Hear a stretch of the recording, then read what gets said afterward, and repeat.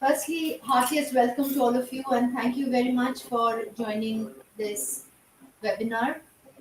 Good evening, ladies and gentlemen. On behalf of IGNU Kolkata Regional Center, this is Dr. Sujata Datta Hazarika, Senior Regional Director, and this is my proud privilege to welcome you all to this special Kavi Sammelan, organized by Kolkata Regional Center to celebrate India's rich diversity of languages and dialects.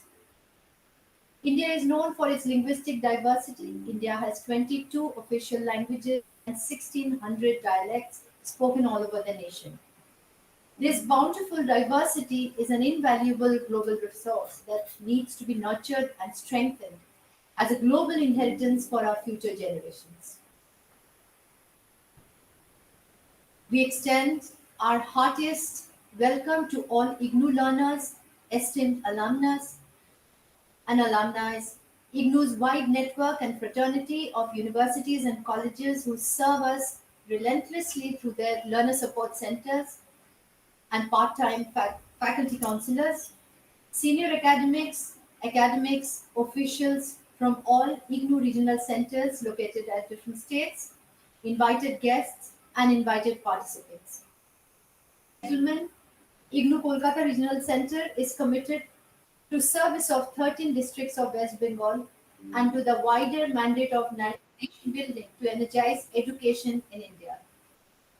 We are dedicated to creating transformative values that make education universally seamless, lifelong, pragmatic, relevant, innovative, learner-centric, technology-enabled, multidisciplinary, employable, and creatively project-driven for future India. You will all notice a significant paradigm shift in the way education is being envisioned through the NEP 2020. Delivering education through mother tongue and enhancing quality of vernacular education is an important means of reaching the unreached, which which is IGNOU's primary mandate for universal education. Ladies and gentlemen, for those of you who have joined us for the first time here, IGNOU was established by the Government of India through an Act of Parliament in 1985 as an autonomous institution under the Ministry of Education, Government of India. The university has its jurisdiction over the entire country and has been mandated to expand opportunities for quality higher education through technology-enabled open and distance learning in the country. It has consistently and constantly served the educational aspirations of 35 lakh students as per the 37th convocation held last year. Through its broad network of 57 regional centers and over 2,063 learner support centers and a strong international presence with its 25 overseas study centers, which are spread across 15 nations, Regional Center Kolkata was established at Kolkata in 1988 to meet the educational aspirations of 13 districts of West Bengal through a network of 35 study centers serving more than 35,000 students. This webinar today will be widely outreached through IGNOU's online platform, through Facebook Live, YouTube Live, and our interactive website. We expect the outcome of this event to reach the optimum capacity of IGNOU's online footprint, which is approximately 35 lakh learners, who transcend all barriers of age, gender, religion, language, region, national and international frontiers too, including Pan-Africa Network and the SARC Tele-Education Network and UNESCO. As part of our celebration of Bharatiya Bhasha Utsav on 11 December 2024, we are honored to invite you to participate in a multilingual Kavi. This event is organized to celebrate India's rich linguistic diversity, which will foster cultural harmony and commemorate the birth anniversary of Sri Subramania Bharati, the esteemed Tamil poet, writer, journalist, and freedom fighter, fondly known as Mahakavi Bharati. To this event, we seek to promote the dissemination of mother tongue of all and create maximum awareness of linguistic and cultural traditions throughout the world, and to inspire the solidarity among the people who speak different and many diverse languages. We also seek to highlight the linguistic diversity of our country, multilingualism, which we want to celebrate. We want to encourage usage of not only the respective mother tongue but also other Indian languages as well. We would like to encourage all to understand the diverse cultures in India and the various forms of literature, craft, performing arts, scripts, and other forms of creative expressions, so that the diversity could, through this diversity, we could build our inert and resilient unity. We also seek to promote Indian languages in the digital spaces, develop technologies and tools, encourage innovation and entrepreneurship through Indian languages. Once again, we heartily welcome all of you here for our Kavi Sammelan. My request to all of you to adhere to the time which is being allotted to you. The first part of of your presentation would introduce us and introduce the audience to the uniqueness of the language that you represent today, followed by the unique presentation of your either your own self-written poetries or poetries from renowned poem, poets of your from your language. Thank you so much. I would like to welcome Dr. Taslim Arif, Assistant Professor, Department of Urdu, College, West Bengal State University. Taslim Arif Ji has been awarded PhD degree by Calcutta University on the subject of Sajid Zahir, Life and Services. His book, Poetic Dimensions of Sajid Zahir and Pigla Milam, has been awarded by the Uttar Pradesh Urdu Academy and West Bengal Urdu Academy. Thank you very much, Dr. Taslim Arif. Thank you, ma'am.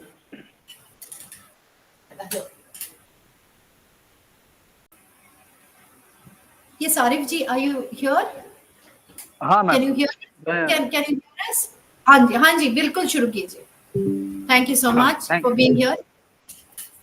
Thank you ma'am. आप सबों को मेरा सलाम, मेरा आदाब. जैसा कि ma'am ने कहा मेरे बारे में कि मेरा नाम तस्लीम आरिफ है और मैं West Bengal state university Barasat वहाँ उर्दू डिपार्टमेंट का हेड हूँ.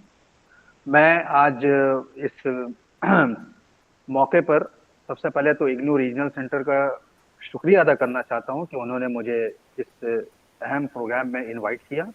और जहाँ तक उर्दू ज़बान का ताल्लुक़ है तो उर्दू ज़बान के बारे में हम सभी जानते हैं कि ये एक बहुत ही प्यारी और मीठी ज़बान है और ये ज़बान किसी ख़ास मज़हब या रिलीजन को रिलेट नहीं करती, बल्कि इस ज़बान को बोलने वाले हर मज़हब के लोग हैं.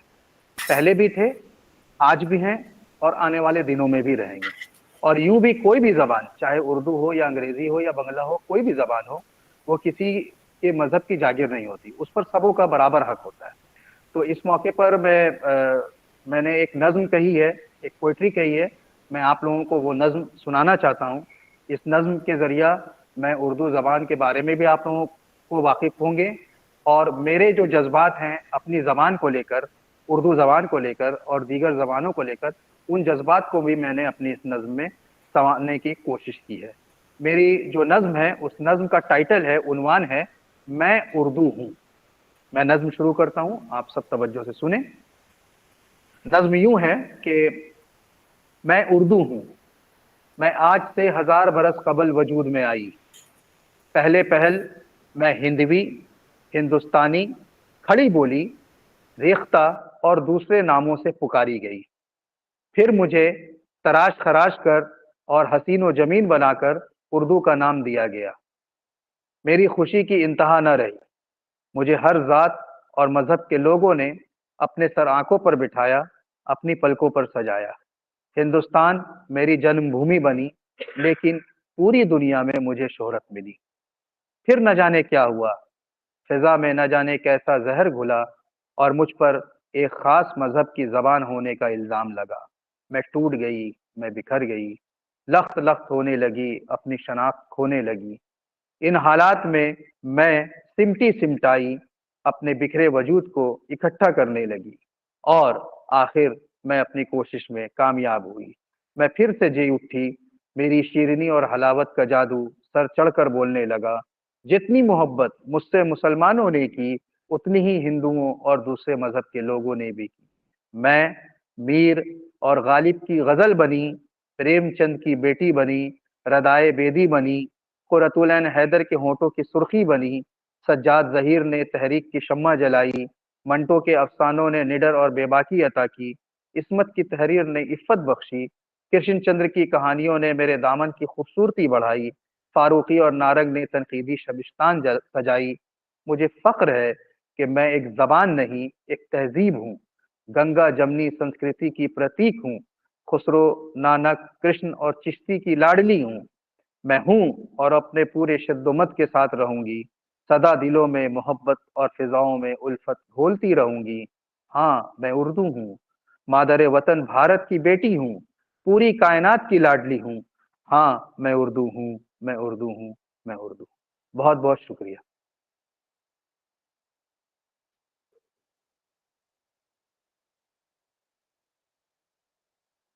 है बहुत बहुत ही उम्दा आपका जो है नगमा था, और मैं तो बस कोशिश ही कर सकती हूँ। This is such a beautiful language.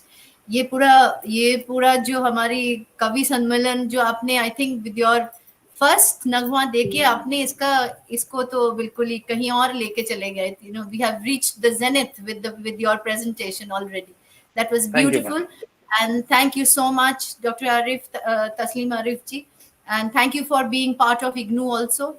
I know you are one of our counselors, and you are also, and I'm proud that you are a counselor with IGNU, and your vision is so very very enhanced that I totally feel that IGNU learners will benefit not only academically from you, but आपका जो जज्बात है और जिस तरह से आपने इसको पेश किया है, I feel this was very, very nice. Thank you so thank much. You so much So sir, thank you. this will take us to our second participant. Sorry.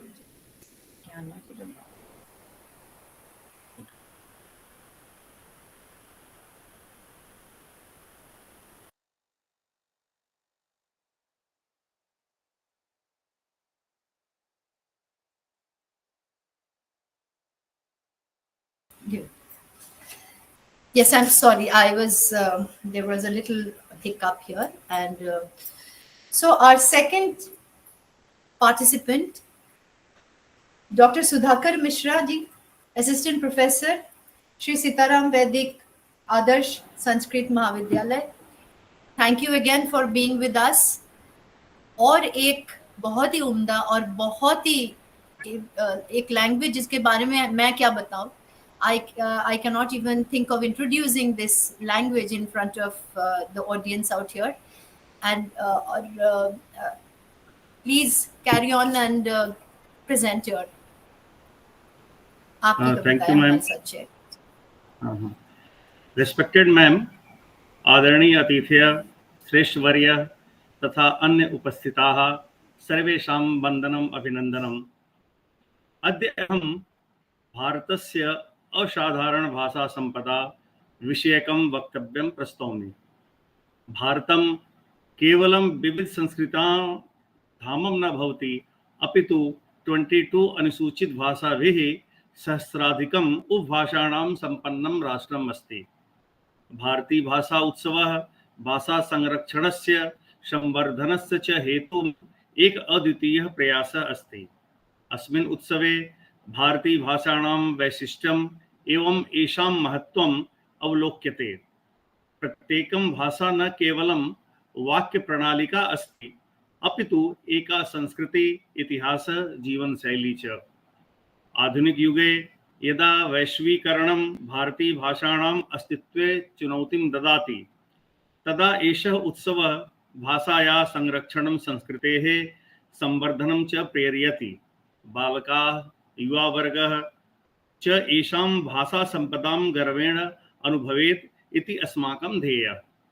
सम्पूर्ण भारतस्य भाषा समृद्धि एकस्य सप्तकस्य स्वराणां भान्ति अद्वितीयं च अस्ति।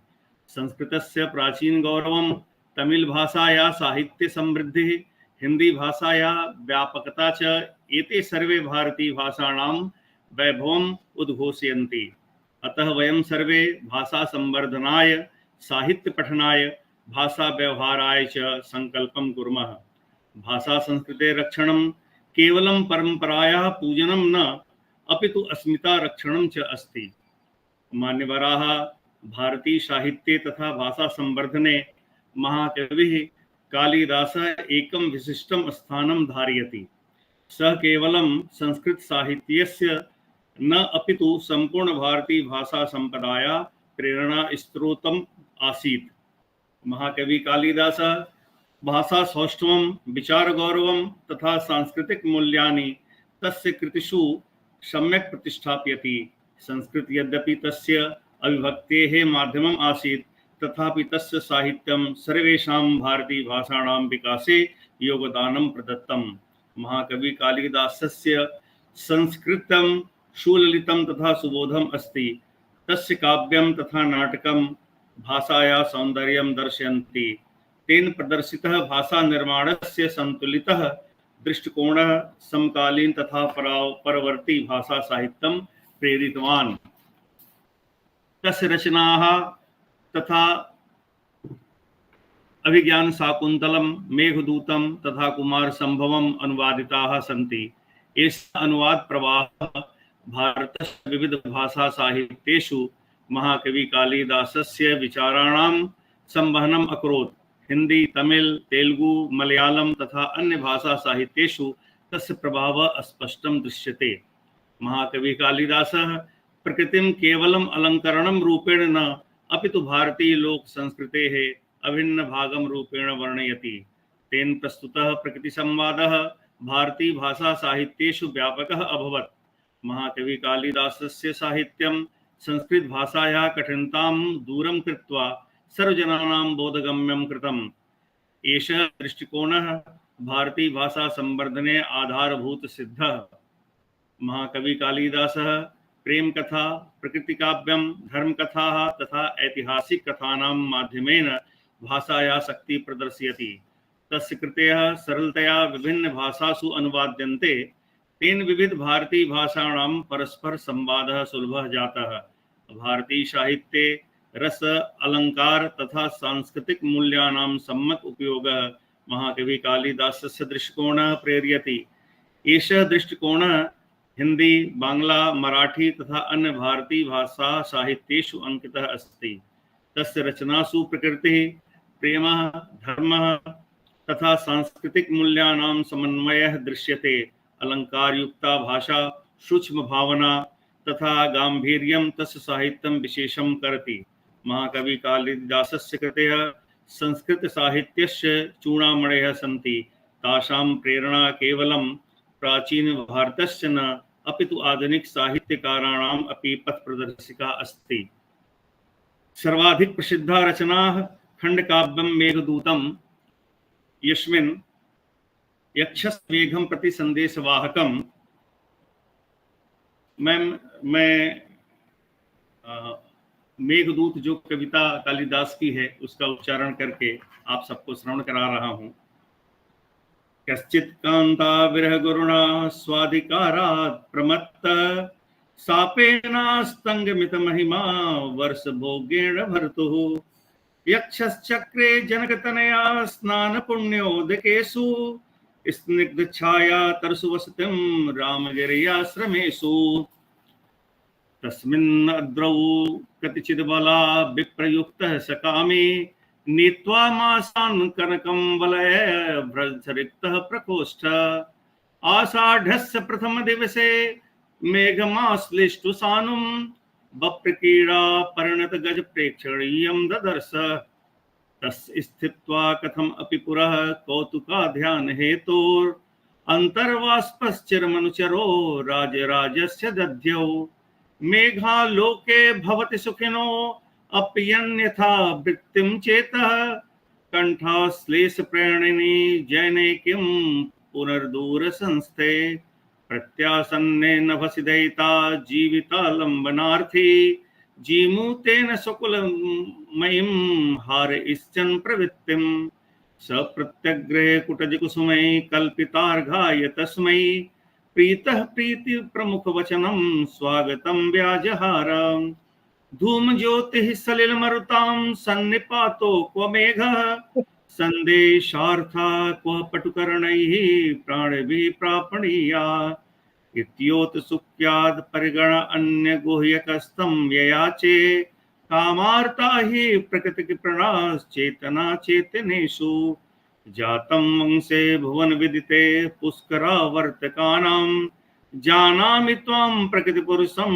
कामरूपं मघोनः तेनार्थित्वं तयि विधिवशात् दूरबन्धो वर्गतोऽहम् याच्यामोघा वरमधिगुणे नाधमे लब्धकामा सन्तप्तानां त्वमसि शरणं तत्पयोत्प्रियायाः सन्देशं मे हरधनपति क्रोधविश्लेषितस्य गन्तव्या ते वसतिरलका नाम यक्षेश्वराणां वायोद्यान स्थितिहर शिरश्चन्द्रिका धौतहर्म्याम् त्वमारूढं पवनपदवी मुद्गृहीतालकान्ता प्रेक्षिष्यन्ते पथिकवनिता प्रत्ययादास्वसत्यः कः सन्नधे विरहविधुरां तोयप्युपेक्षते जायां न स्याद् अन्यो अप्यमिहव जनो यः पराधीन वृत्ति मन्दं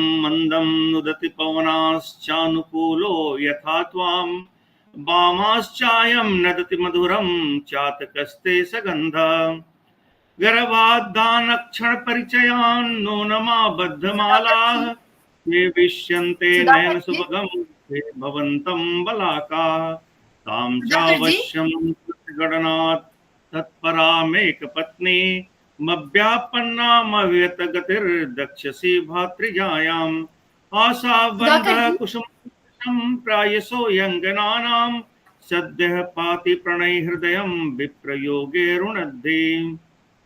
महाकवि कालिदासः केवलम सॉरी मैं थोड़ा सा आपको इंटरप्ट कर रही हूँ। शबाना खातून आपकी माइक को म्यूट में कीजिए। नमाज पढ़िएगा। अच्छा ठीक है। सुधाकर जी, मुझे आपसे यही कहना है कि हमारे बहुत सारे लर्नर्स और मुझे जो लगता है कि जैसे आपको पता है कि बहुत सारे हमारे लोगों को संस्कृत की इतनी नॉलेज है नहीं, तो जैसे आप कालिदास की जो आप रिसाइट कर रहे हैं, थोड़ा सा अगर आप उसको एक्सप्लेन भी कर देते तो अच्छा था, in just a little bit of understanding, ताकि ऐसा ना लगे कि भाषा। हाँ, थैंक यू सो मच। इसमें एक यक्ष है जो अपनी प्रेमिका के लिए मेघ को, जो क्लाउड है, क्लाउड को उसने दूत बनाया कि हमारा संदेश हमारी प्रेमिका को जाकर के बतला दो, सुना दो। तो वो जो यक्ष है वो रामगिरी नाम का पर्वत है, रामगिरी पर्वत के पास वो खड़ा होता है और उसे वहाँ पे बहुत सारे मेघ दिखलाई पड़ते हैं। तो उन मेघों में जो सर्वश्रेष्ठ मेघ है उनको उसने अपना पहले उनका पूजन किया, उनका वंदन किया, अभिनंदन किया। और चूंकि वो अपने प्रेमिका के वियोग में बहुत दुर्बल हो गया था, दुर्बल होने के कारण उसके हाथ की जो कंगन थे, जैसे हाथ में जो कंगन पहनते हैं ना हम लोग, तो वो कंगन भी उसके मतलब गिर जा रहे थे। तो उसने हाथ जोड़ करके उसने मेघ से प्रार्थना किया कि आप हमारे संदेशा हमारे प्रेमिका तक पहुंचा दो। तो उसने अपने आंसुओं को रोक करके बड़े ही उत्कंठा से मेघ के सामने मेघ का दर्शन करके और उसने अपनी प्रेमिका को अपना संदेशा भेजने के लिए मेघ को अपना दूत बनने के लिए आग्रह किया। श्रावण मास के निकट होने पर, उस समय बरसात का समय था, आषाढ़ महीना पार हो गया था, श्रावण मास आने वाला था। तो उसने अपनी कुशलता भेजने की इच्छा से अपने नैनों में अश्रु भरकर मेघमालाओं को कहा कि हे मेघ, आप कहाँ तो धुआं, तेज जल, वायु और समुदाय से आप उत्पन्न होते हैं, और इंद्रियों की कुशल शक्ति से प्राणियों के भेजे जाने वाले संदेश के वचन, इन सब से परे आप इंद्र के द्वारा संचालित होते हैं। आप हमारे संदेश को कृपया हमारे प्रेमिका तक पहुंचा दें।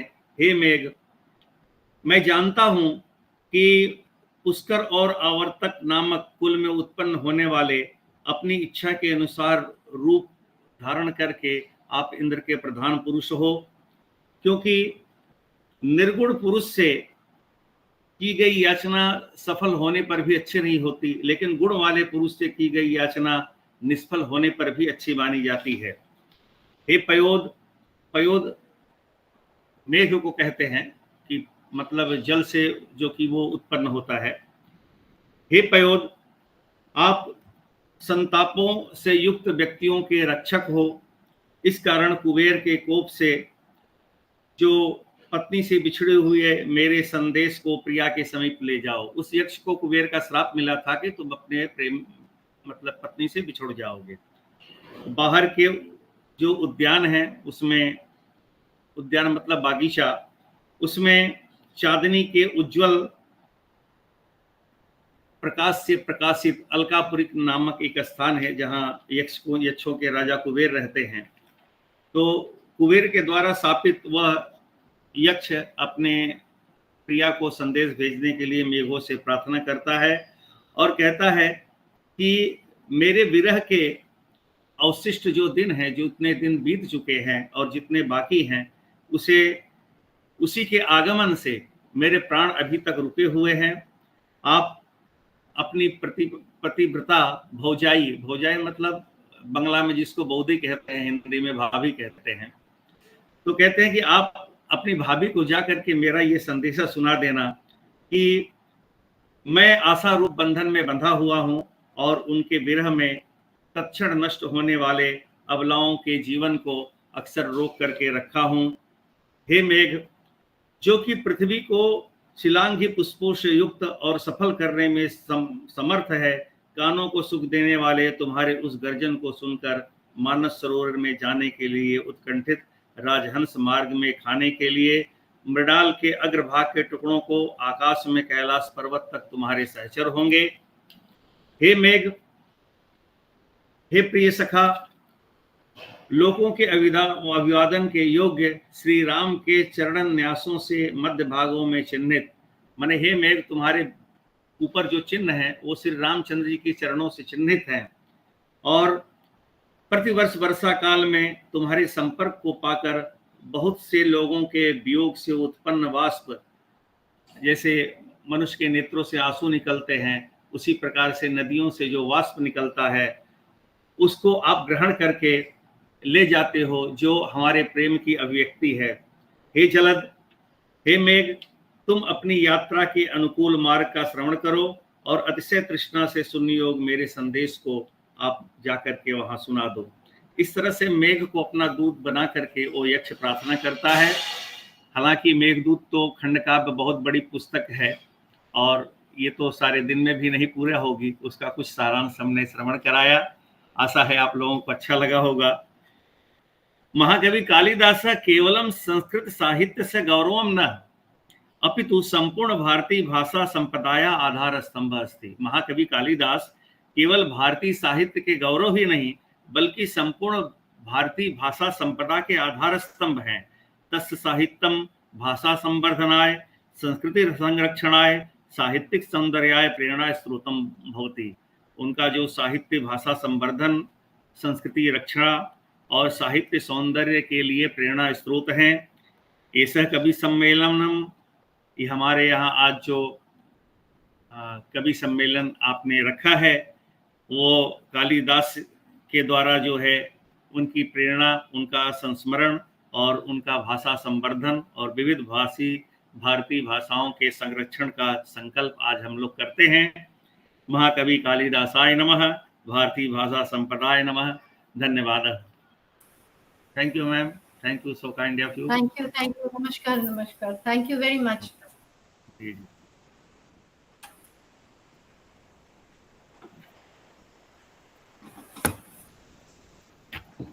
Now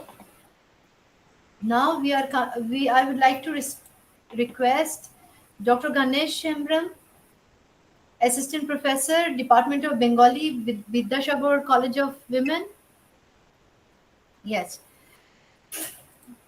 Thank you very much, Ganesh Shembram ji. আপনি এসেছেন আজকে আমাদের কাছে একটা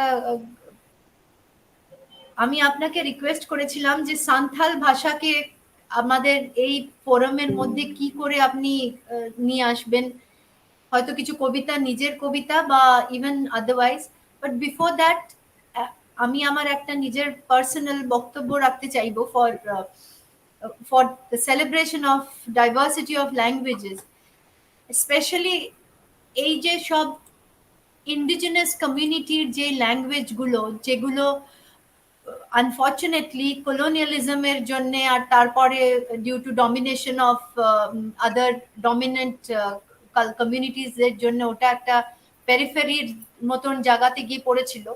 আর এখন we are in a stage of history when we understand that these languages are so resourceful, and through this language we not only understand their communication but we also understand their sustainable way of life. ওনাদের সান্থাল জাতিদের যে sustainable way of life আছে, যেভাবে ওনারা জীবনযাপন করতেন, সেই জীবনযাপনের পদ্ধতি is so beneficial for current society আজকের দিনের জন্য।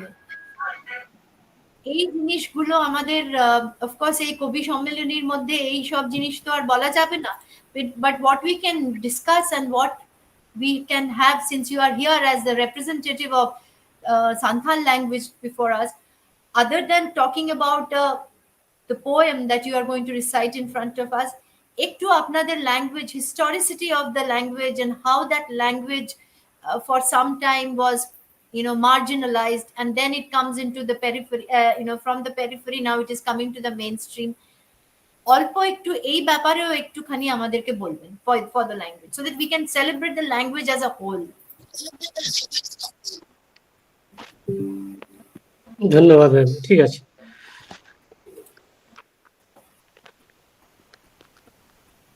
Indira Gandhi national open university Kolkata কর্তৃক ভাষা উৎসব উপলক্ষে আয়োজিত আজকের এই কবি সম্মেলন ওয়েবিনারে আমার সহযোগী বক্তা এবং কর্তৃপক্ষকে আমার যথাযোগ্য শ্রদ্ধা জানিয়ে আমি আমার সাঁওতালি ভাষা সম্পর্কে সংক্ষিপ্ত কিছু বক্তব্য রাখবো, তারপরে আমার সাঁওতালি ভাষায় একটা কবিতা পাঠ করে শোনাবো। মানব সভ্যতা ও সংস্কৃতির ইতিহাসে সবচেয়ে মূল্যবান সম্পদ হলো ভাষা। এই ভাষার মাধ্যমেই আমরা আমাদের চিন্তা, চেতনা এবং ভাবনার আবেগকে প্রকাশ করে থাকি। অনন্য সুলভ এই বৈশিষ্ট্যটি আমরা একেবারে জন্মের মুহূর্তে লাভ করে থাকি। মাতৃভাষার সংজ্ঞা নিয়ে তাই পণ্ডিতদের মধ্যে মতানৈক্য থাকলেও শৈশবে আমরা সাধারণত যে ভাষায় কথা বলি সেটাই হলো আমাদের মাতৃভাষা। ছোটবেলায় শেখা এই ভাষাটি হলো আমাদের সমগ্র জীবনের পরিচয়। একে আমরা আজীবন ব্যবহার করে থাকি। জীবনভর আমরা এই ভাষাতে আমাদের হাসি, কান্না, সুখ দুঃখ প্রকাশ করে থাকি। স্বাভাবিকভাবে মাতৃভাষা হলো আমাদের প্রত্যেকের কাছে যেন একটা স্বপ্নের ভাষা। পরবর্তীকালে আমরা জীবিকার প্রয়োজনে অন্যান্য ভাষা শিখতে পারি, কিন্তু শৈশবের সেই মাতৃভাষা আমাদের কাছে একক ও অনন্য। সুতরাং প্রত্যেকটি মানুষের কাছে তার মাতৃভাষার গুরুত্ব অপরিসীম। পৃথিবীর প্রতিটি জাতিরই একটি নিজস্ব ভাষা ও সংস্কৃতি আছে। স্বাভাবিকভাবে ভারতের আদিম অধিবাসী বলে পরিচিত সাঁওতাল জাতিরও একটি নিজস্ব ভাষা ও সংস্কৃতি আছে। সেই ভাষা ও সেই ভাষার নাম সাঁওতালি এবং লিপির নাম হচ্ছে অলচিকি।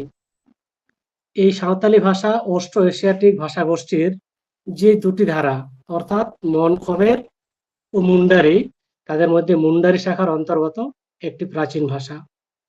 পূর্ব ভারতের আদিবাসী জনগোষ্ঠীর একটা বৃহৎ অংশ এই ভাষায় কথা বলে থাকেন। শুধু ভারতে নয়, প্রতিবেশী রাষ্ট্র নেপাল এবং বাংলাদেশেও প্রায় ৩ লক্ষাধিক সাঁওতালও তাদের দৈনন্দিন জীবনের কাজকর্ম এই সাঁওতালি ভাষায় ব্যবহার করেন। এছাড়াও সাঁওতালি ভাষা ছাড়াও মুন্ডারি শাখার অনেকগুলি ভাষা যেমন সবর, হো, কুরকু, খাড়িয়া, কুরুক, ভূমিজ প্রভৃতি ভাষা বিদ্যমান। তবে মুন্ডারি ভাষাগুলির মধ্যে সাঁওতালি হলো সবচেয়ে সমৃদ্ধ এবং বর্ধিষ্ণু ভাষা। হাজার হাজার বছর ধরে মৌখিক ভাষারূপে সাঁওতালি ভাষা ব্যবহৃত হলেও অন্য কোনো প্রধান ভাষা বা রাষ্ট্রশক্তির চাপে তা আজ হারিয়ে যায়নি। 19বিংশ শতাব্দীর তৃতীয় দশক থেকে ধীরে ধীরে এই ভাষাটির সাহিত্য রূপ পেতে থাকে। আর এই কাজ শুরু হয়েছিল বিদেশি খ্রিস্টান মিশনারিদের দ্বারা। মেদিনীপুরের ভীমপুর এবং ঝাড়খণ্ডের দুমকা শহরের নিকটবর্তী বেনাগাড়িয়া মিশন থেকে মিশনাররা অনেকগুলি গুরুত্বপূর্ণ সাঁওতালি ভাষার ব্যাকরণ ও গানের বই রোমান হরফে প্রকাশ করেছিলেন। এর মধ্যে উল্লেখযোগ্য হলো O.L. স্ক্রেপরুডের হর করেন মারে হাপ্রাম কোরিয়া কাথা, 1873 সালে প্রকাশিত হয়েছিল, সাঁওতালদের পূর্বপুরুষদের কথা। 1942 সালে পিও বোর্ডিং এই বইয়ের ইংরেজি অনুবাদ নরওয়ের রাজধানী ওসলো শহর থেকে প্রকাশ করে সাঁওতাল জাতির পরিচিতি সারা বিশ্বে ছড়িয়ে দেন। রোমান হরফের পাশাপাশি বাংলা হরফেও এই সময় বেশ কিছু বইপত্র প্রকাশিত হয়েছিল। এদের মধ্যে উল্লেখযোগ্য হলো মাঝি রামদাস টুডু রেশকার খেরওয়াল বংশ ধরমপতি। পূর্ব ভারতে ভারতীয় আর্য ভাষাগুলির বিকাশে জন্য হনলে, বিমস, গ্রিয়ারসন, সুনীতি কুমার চট্টোপাধ্যায় এবং সুকুমার সেন প্রমুখ ভাষাবিদরা বহু গবেষণামূলক কাজ করেছেন, কিন্তু মুন্ডারি ভাষাগোষ্ঠীর ভাষাগুলির জন্য সেরকম উল্লেখযোগ্য কোনো কাজ আজ পর্যন্ত হয়নি। ফলে নিজেদের ভাষা ও সাহিত্যকে এগিয়ে নিয়ে যাওয়ার জন্য সাঁওতাল সমাজের মানুষদেরকে এগিয়ে আসতে হয়েছে। আর এইভাবে সাঁওতাল জাতি তাদের ভাষা ও সংস্কৃতিকে এগিয়ে নিয়ে যাওয়ার জন্য এগিয়ে আসেন উড়িষ্যার ময়ূরভঞ্জ জেলার নিবাসী পণ্ডিত রঘুনাথ মুর্মু। সাঁওতালি ভাষায় লেখাপড়া শেখার জন্য তিনি 1925 সালে আবিষ্কার করেন অলচিকি লিপি। অবশ্য রঘুনাথ মুর্মুর আগে মেদিনীপুর জেলার কামারবাড়ি গ্রামের অধিবাসী সাধু রামচাঁদ মুর্মু সাঁওতালি ভাষার জন্য মঞ্জ দাঁদের আঁক নামে একটি লিপি তৈরি করেছিলেন, কিন্তু অর্থাভাবে তিনি তার এই আবিষ্কৃত লিপিটি সম্পূর্ণ করে জনসমক্ষে প্রকাশ করতে পারেননি।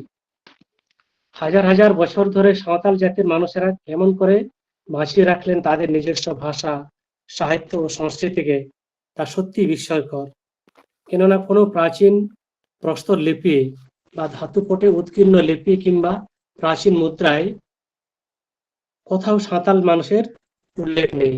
তাদের সবকিছুই মৌখিক, শ্রুতিমাত্র সম্বল।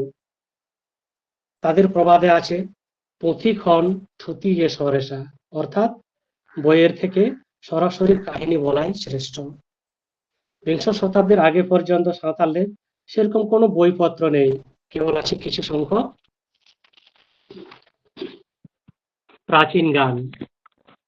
আর এইসব প্রাচীন গানে ধরা আছে সাঁওতাল জাতির মানুষের বিশ্বাস, সংস্কার, কর্তব্য, অকর্তব্য, ধর্মচিন্তা, ভগবত চিন্তা ইত্যাদি। এইসব প্রাচীন গান অর্থাৎ জমসিম বিনতি, সোহরায়, দাঁসাই ইত্যাদি গানেই তাদের সামাজিক পারিবারিক জীবনের শ্রুতি বা বেদের মর্যাদা পেয়ে এসেছে। সুতরাং বলা যায় যে সাঁওতাল জাতির মানুষেরা নিরক্ষর ছিলেন বটে, কিন্তু জীবনের জন্য প্রয়োজনীয় যে শিক্ষা, তাতে তারা ভালোভাবেই শিক্ষিত ছিলেন। মুন্ডারি শাখার এই প্রাচীন ভাষাটির একটা বিরাট ঐতিহ্য থাকা সত্ত্বেও দীর্ঘদিন উপযুক্ত মর্যাদা দেওয়া হয়নি। এই ভাষার জাতীয় স্বীকৃতির জন্য বহু আন্দোলন, মিটিং, মিছিল এবং গণস্বাক্ষর সংগ্রহ করে তৎকালীন ভারত সরকারের কাছে বারবার ডেপুটেশন দেওয়া হয়েছে, কিন্তু কেন্দ্রীয় সরকার কোনোভাবেই সাঁওতালি ভাষাকে অন্যান্য বৃহৎ ভাষার সঙ্গে এক আসনে বসাতে রাজি হননি। জাতীয় ভাষার স্বীকৃতি দিতে দীর্ঘদিন টালবাহানা করেছে। অবশেষে 2003 সালের 22শে ডিসেম্বর নাটকীয়ভাবে সংসদে আইন পাস করে সাঁওতালি ভাষাকে সংবিধানের 8ম তফসিলে অন্তর্ভুক্ত করা হয় এবং জাতীয় ভাষার স্বীকৃতি দেওয়া হয়। ফলে শুধুমাত্র সাঁওতাল সমাজের কাছেই নয়, সমগ্র আদিবাসী সমাজের কাছেই এটা ছিল একটা বিরাট জয়। কিন্তু 2003 সালে সাঁওতাল জনগোষ্ঠীর মধ্যে সেদিন যে আনন্দ, উচ্ছ্বাস ও উন্মাদনা দেখা গিয়েছিল, 20 বছর পর তার অনেকটাই ম্রিয়মাণ হয়ে গেছে। কারণ প্রাইমারি স্তর থেকে ইউনিভার্সিটি স্তর পর্যন্ত সমস্ত স্কুল কলেজে এখনো সাঁওতালি ভাষায় অলচিকি লিপিতে যথাযথ পঠন পাঠন শুরু হয়নি। অলচিকি লিপিতে বইপত্র থেকে শিক্ষক নিয়োগ সবেতেই কেন্দ্র এবং রাজ্য উভয় সরকারেরই নানান গড়িমসি দেখা গেছে। ফলে বাধ্য হয়ে সাঁওতাল সম্প্রদায়ের ছেলেমেয়েরা বাংলা মিডিয়ামে পড়তে বাধ্য হচ্ছে। আর এইভাবে বাংলার কবি সাহিত্যিকরা বাংলা ও অলচিকি উড়িষ্যার লেখকেরা উড়িয়া ও অলচিকিতে এবং বিহার ঝাড়খণ্ডের কবিরা দেবনাগরী, রোমান ও অলচিকি লিপিতে তাদের সাহিত্য রচনা করতে বাধ্য হচ্ছেন। অলচিকি লিপিতে সর্বস্তর লেখাপড়া শুরু না হওয়ার ফলে দেখা গেছে যে 100 জনের মধ্যে মাত্র 10 থেকে 20 জন কবি অলচিকি হরফে তাদের সাহিত্য রচনা করছেন। কারণ অলচিকিতে এখনো অনেকে লেখাপড়া শিখতে পারেননি। বইপত্র লিখলেও বাজারে তাদের বিক্রি খুব কম। তা স্বাভাবিকভাবেই বাকি 80% কবি সাহিত্যিক বাংলা হরফে তাদের সাহিত্য রচনা করে যাচ্ছেন। তবে আশার কথা, ইতিমধ্যেই বিভিন্ন রাজ্যে রাজ্য সরকার সাঁওতালি একাডেমি গঠন করে সাঁওতালি ভাষা ও সাহিত্যকে এগিয়ে নিয়ে যাওয়ার জন্য বদ্ধপরিকর হয়েছেন। এমনকি 2013 সাল থেকে ইউজিসিও সাঁওতালি ভাষাতে নেট পরীক্ষা দেওয়ার ব্যবস্থা করেছেন। সাঁওতালি জাতির ভাষা, সাহিত্য ও সংস্কৃতিকে বর্তমানে ডিজিটাইজ করার প্রক্রিয়া শুরু হয়ে গেছে। ফলে কয়েক বছরের মধ্যে সাঁওতালি ভাষা, সাহিত্য ও সংস্কৃতি সারা বিশ্বের মানুষের কাছে উন্মোচিত হবে বলে আমাদের দৃঢ় বিশ্বাস। আমাদের সাঁওতালি ভাষা সম্পর্কে এইটুকু আমি সংক্ষিপ্ত বক্তব্য রাখলাম।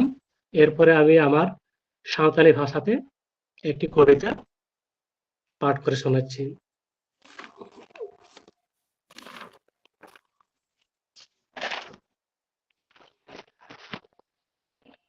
দেবন তেঙ্গন আদিবাসী বীর। কবি হচ্ছেন সাধু রামচাঁদ মুর্মু। ঔপনিবেশিক ভারতে ব্রিটিশদের শাসন, শোষণ, নিপীড়নের বিরুদ্ধে সাঁওতাল জাতিকে ঐক্যবদ্ধ করার উদ্দেশ্যে এই কবিতাটা লিখেছিলেন। আমি কবিতাটা পাঠ করে শোনাচ্ছি। দেবন তেঙ্গন আদিবাসী বীর দ, দেবন তেঙ্গন আদিবাসী বীর। মারাং বরু জয়মেন আবন, মিট হরতে তারা মাবন, বাইরে হেলেজ কাতে আবন, দুগ্ধ মাবন নিয়েল নির। দেবন তেঙ্গুন আদিবাসী বীর। বেনাও আবন গোড়া বিডা, ভাতা আবন খানা ডোডা, বীর বুরুদ উজাড় আবন, বৈশাও আবন নাগির। দেবন তেঙ্গুন আদিবাসী বীর। কোল সাঁওতাল মাহালি মুন্ডা, আবন যত বোয়া রুন্ডা, ভিটে মাটি বাগিয়াতে আদব আবন বলো বীর। দেবন তেঙ্গুন আদিবাসী বীর। হর্ম পেরেজ আকিলাতে, ধরম পেরেজ জিবিয়াতে, এতম কয়ে কয়কাতে, মনে আদব আবন ভীর। দেবন তেঙ্গুন আদিবাসী বীর। ভারত আয় কড়াম তোয়া, নুনু লাগিত মাবন দাওয়া, গীতিক হাপি কাতের আচের, নিত আবন মাবন ফির। দেবন তেঙ্গুন আদিবাসী বীর। দেবন তেঙ্গুন আদিবাসী বীর। একটি ছোট্ট কবিতা। এরপর কবিতাটার অর্থ সংক্ষেপে আপনাদের কাছে তুলে ধরার চেষ্টা করছি। সাধু রামচাঁদ বাবুর এই কবিতাটি সাঁওতাল জনগোষ্ঠীর মানুষের কাছে অত্যন্ত জনপ্রিয় এবং সাড়া জাগানো। সাঁওতালদের বিভিন্ন অনুষ্ঠানে এই কবিতাটি সমবেতভাবে গাওয়া হয় এবং প্রত্যেক সাঁওতাল জনগোষ্ঠীর মানুষেরা উঠে দাঁড়ান। পরাধীন ভারতবর্ষে একসময় বাংলা, বিহার, উড়িষ্যা, আসাম এমনকি বাংলাদেশে মানুষের সাঁওতাল জনগোষ্ঠীর মুখে মুখে এই গান বা কবিতাটা শোনা যেত।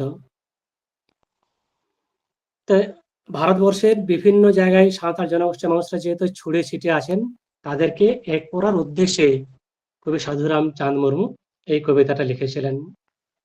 কবিতাটার মানেটা এরকম যে, উঠে দাঁড়াও আদিবাসী বীর, উঠে দাঁড়াও, মারাঙ্গরুর জয়ধ্বনি দিয়ে চলবো এবার আমরা সবাই একই পথে, অত্যাচারী শত্রুকে খতম করে আমাদের সমস্ত সঞ্চিত জ্বালা যন্ত্রণা দুঃখকে দূর করব, এসো আদিবাসী বীর এবার রুখে দাঁড়াই, খানাখন্দ ভরাট করে তৈরি করব ক্ষেত খামার, বন জঙ্গল পরিষ্কার করে তৈরি করব শহর নগর, এসো আদিবাসী বীর এবার আমরা রুখে দাঁড়াই। কোল সাঁওতাল, মাহালি মুন্ডা আমরা সবাই ভীতু ভাম বিড়ালের মতো, নিজের তৈরি ভিটে মাটি ছেড়ে আমরা জঙ্গলে লুকাই, আত্মগোপন করি, তাই আর জঙ্গলে প্রবেশ করব না, আত্মগোপন করব না, এবার সরাসরি শত্রুর সঙ্গে সংগ্রামের জন্য প্রস্তুত হই। তাই বারবার আদিবাসী বীরদেরকে আহ্বান করেছেন, উঠে দাঁড়াও আদিবাসী বীর। শিক্ষার আলোয় আলোকিত হয়ে নিজের ধর্মকে সম্বল করে পিছনে বা পাশে আর না তাকিয়ে সামনের দিকে তাকাবো, নিজেদের উন্নতির জন্য, নিজেদের সুখ শান্তির জন্য আর ধীর স্থিরভাবে চিন্তা করব না, এবার সরাসরি সংগ্রামে নামতে হবে, উঠে দাঁড়াও আদিবাসী বীর। সত্যি যদি আমরা ভারত মাতার সন্তান হই, ভারত মাতার দুগ্ধপান করে থাকি, তাহলে এই দুর্দিনে আমরা আর অচৈতন্য হয়ে নিশ্চিন্তে ঘুমিয়ে থাকবো না। অত্যাচারী শত্রুদের সমস্ত রকম শোষণ পীড়ন থেকে মুক্ত হবার জন্য এবার উঠে দাঁড়াও আদিবাসী বীর, এবার উঠে দাঁড়াও। এই হচ্ছে কবিতাটির সংক্ষিপ্ত বিষয়বস্তু। মোট কথা, এই কবিতার মাধ্যমে সাধু রামচাঁদ মুর্মু আদিবাসী সঙ্গে সমগ্র ভারতবাসীর মনে একটা দেশাত্মবোধ বা স্বদেশ প্রেম জাগানোর চেষ্টা করেছিলেন। সকলকে ধন্যবাদ।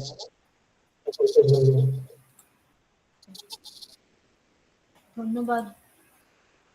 আমি যেটা আগেও বললাম আপনাকে যে এই সাঁওতালি কবিতার মাধ্যম দিয়ে যেগুলো তখন একটা সাঁওতাল গোষ্ঠীকে যুক্ত করার একটা অবজেক্টিভ ছিল, সেখানে ন্যাশনালিজমের ব্যাপারটা ছিল। এখন যেটা সবচেয়ে বড় কল ফর ইন্ডিজিনাস কমিউনিটিজ হলো যে ইন্ডিজিনাস ওয়েজ অফ লাইফকে শেয়ার করা উইথ দ্য ওয়াইডার ওয়ার্ল্ড। কারণ অনেক কিছুই wisdom, underlying wisdom of sustainable living যেটা বলে, সেটা কিন্তু আপনাদের এই জনগোষ্ঠীদের মধ্যেই সীমিত আছে এখনো। আর সেটা একটা ভাস্ট রিসোর্স, ল্যাঙ্গুয়েজের মতনই ওইটাও একটা ভীষণই বড় একটা resource. Thank you very much doctor Hembrom, and this brings me to our next part.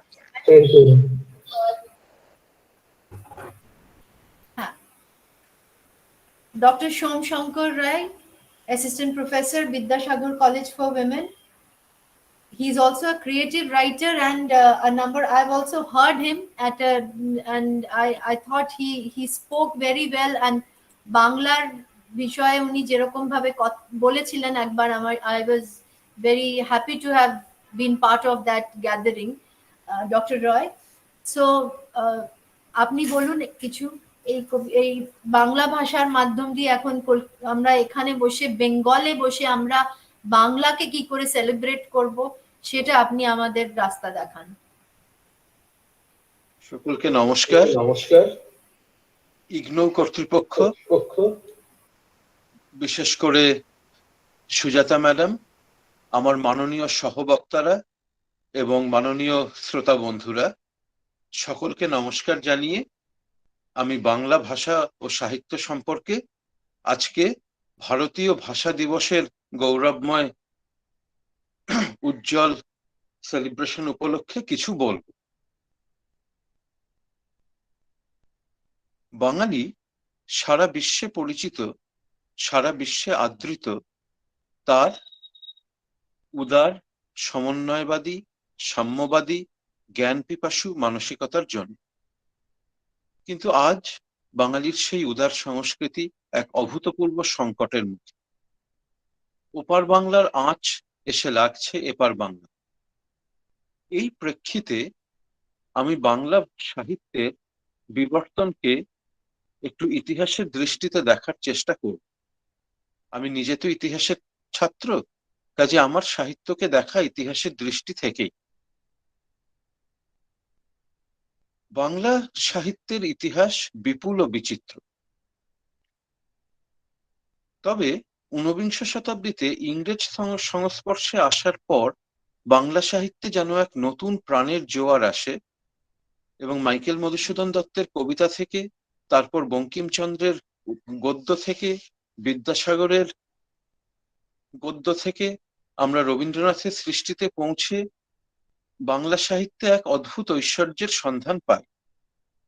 কিন্তু আমি আজকের আলোচনায় এই ইংরেজ আমলের বাংলা সাহিত্য এবং তার পরবর্তীকালের এখনকার বাংলা সাহিত্যকে বাদ রাখছি, কারণ অল্পক্ষণের আলোচনায় এত কিছু বলা সম্ভব নয়। বরং আমি দৃষ্টি দেব ইংরেজ যুগের আগে, প্রাচীন যুগ ও মধ্যযুগে বাংলা সাহিত্য ও ভাষা কিভাবে একটি নির্দিষ্ট রূপ পেয়েছিল। এটি নিয়ে আলোচনা খুব বেশি হয়ও না, এবং আমার মনে হয় আজকে বাংলা ভাষা, বাংলা সংস্কৃতির এই সংকটের মুখে বাংলার বিবর্তনের এই আদি যুগের দিকেও একটু দৃষ্টি দেওয়া উচিত। এবং আজকে আমরা মূলত একত্রিত হয়েছি এক কবি সম্মেলনে, এবং আমরা জানি যে ছাপাখানা আসার আগে সাহিত্য লেখা হতো মূলত কবিতায়, অনেক সময় লেখাও হতো না, মুখে মুখেও রচিত হতো ছন্দে, গদ্যে সেভাবে নয়। কাজে ইংরেজ আমলের আগে বাংলা সাহিত্য প্রায় সবটাই কাব্য সাহিত্য। কাজে আজকে সেই নিয়ে আলোচনা করাটাই মনে হয় উপযুক্ত বেশি হবে। সুনীল গঙ্গোপাধ্যায় বলেছিলেন যে একটি জাতি উৎকর্ষের কতটা উচ্চতায় উঠেছে তার একমাত্র মাপকাঠি হলো তার কবিতা। কবিতাই হলো একটি জাতির মুখের প্রকৃত ভাষা। কাজে আমরা আজকে বাংলার কাব্য সাহিত্য কিভাবে গড়ে উঠলো এবং তার লক্ষণগুলি কি কি ছিল এবং সেই লক্ষণগুলি আজকে কেন প্রাসঙ্গিক, সেগুলো নিয়ে আমরা একটু আলোকপাত করার চেষ্টা করব। অষ্টম শতক বা পাল সাম্রাজ্যের যুগ থেকেই আমরা বাঙালি সংস্কৃতির একটি নিজস্বতা লক্ষ্য করি। সেই সময় বাংলা সাহিত্যিকদের ভেতর স্বকীয় ভঙ্গিতে লেখার আগ্রহ দেখা যায়। তবে তখন তারা মূলত বাংলায় লিখতেন না, লিখতেন সংস্কৃত। কিন্তু বাংলার সংস্কৃত চর্চার একটা নিজস্বতা ছিল, যাকে বলা হয় গৌড়ীয় রীতি। এই রীতির অন্যতম শ্রেষ্ঠ কবি হিসেবে আমরা সন্ধ্যাকর নন্দী ও পরে জয়দেবের নাম করতে পারি। দশম শতক থেকে আমরা দেখছি যে বাংলা ভাষার একটি আদি রূপ ক্রমশ ফুটে উঠছে। সংস্কৃত ও তার পরের অপভ্রংশগুলি থেকে বাংলা একটা নিজস্ব রূপ নিয়ে বেরিয়ে আসছে, এবং দশম শতকেই আমরা বাংলা সাহিত্যের এবং বলাই বাহুল্য বাংলা কাব্য সাহিত্যের প্রথম রূপ দেখতে পাই, যাকে বলা হয় চর্যাপদ। এগুলি কতগুলি বৌদ্ধ দোহা।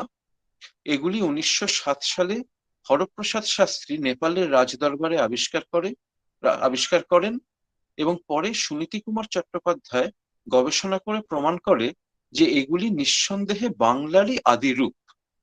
কারণ এই সময়ই অহমিয়া এবং ওড়িয়া ভাষীরাও চর্যাপদকে নিজের বলে দাবি করেছিলেন, কিন্তু আচার্য সুনীতি কুমার, যাকে আমরা ভাষাচার্য বলি, প্রমাণ করেন যে না, এগুলি নিঃসন্দেহে বাংলারই আদি রূপ।